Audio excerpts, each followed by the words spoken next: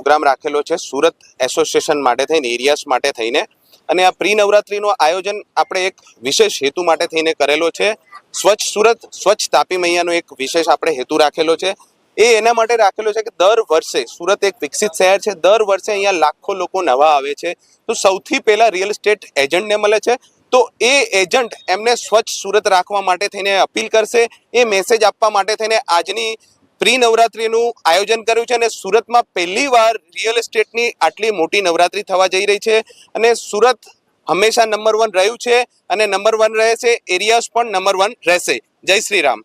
આ એસોસિએશનમાં કેટલા લોકો જોડાયેલા છે? આ એસોસિએશનમાં અત્યારે ટોટલ 170 લોકો જોડાયેલા છે અને હજી વધુ જી, તમારું નામ? મારું નામ અર્પિતા પટેલ છે. અર્પિતા, પ્રી નવરાત્રીનું આયોજન કરવામાં છે, કેવું લાગી રહ્યું છે? બહુ મજા આવી રહી છે. અટેન્ડ કરીને અહીંયાનો સ્ટાફ પણ સારો છે. છોકરાઓને અત્યારે ગેમ રમાડે છે, મજા આવી રહી છે. ઉત્સાહ અને આનંદને લઈને શું કહેશો?